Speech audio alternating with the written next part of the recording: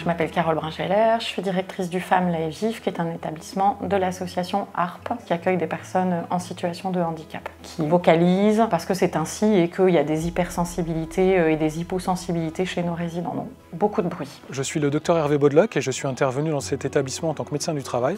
Nous sommes intervenus en fait à la demande de la direction de l'établissement qui nous a alerté sur le fait que les espaces étaient très bruyants. On a demandé aux salariés de l'établissement comment ils se sentaient par rapport aux problématiques de bruit. Quand j'absorbe trop de choses, au bout d'un moment, j'en suis fatiguée et je deviens irritable. Il y a un moment où il faut que je m'arrête. Il faut que je me pose, j'ai trop d'informations. Je pense que tout ça, le bruit, vient impacter des fois sur le comportement. Pour certains résidents, comme ils sont autistes et qui ne supportent pas le bruit, il y en a certains, c'était vraiment anxiogène pour eux.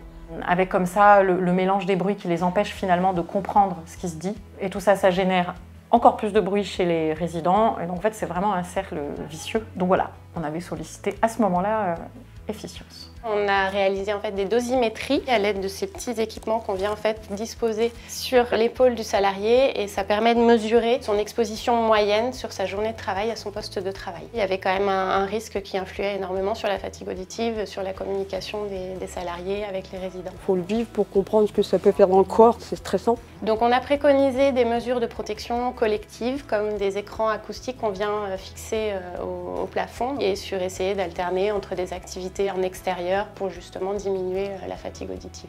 Donc c'était une proposition satisfaisante où on a pu faire ça assez rapidement. Historiquement, ce qui était prévu, c'était vraiment d'isoler les espaces de vie. Les espaces où les résidents, c'est-à-dire leurs chambres, dorment, n'étaient pas prévus, mais ils se sont rapidement aperçus. Il y avait un espace qui était très calme et un espace qui était beaucoup plus bruyant. Et donc c'était quelque chose qui n'était pas concevable sur le long terme. Je trouve que c'était un bel effort fait de la part de la direction. Le fait d'avoir mis ces panneaux, c'est venu absorber tous les sons qui résonnent. Ça a facilité le mieux-être des salariés et du coup ils sont beaucoup plus attentifs, beaucoup moins fatigués et en termes de bientraitance, je pense que tout le monde y a gagné. Il y en a certains résidents où le bruit a diminué donc ils sont beaucoup plus apaisés au salon. Même nous, pour travailler, c'était vraiment apaisant. Dire que c'est un succès, c'est une évidence. C'est un succès. C'est vraiment efficace. Ça apporte quand même un bien-être. Moins de fatigue, moins d'irritabilité, plus de compréhension. C'est vraiment un travail collectif, une co-construction entre la direction de l'établissement, les salariés et au bénéfice encore une fois à la fois de la santé des salariés et des résidents, donc c'est un vrai succès de prévention. Où on se sent comme dans un cocon avec tellement moins de bruit.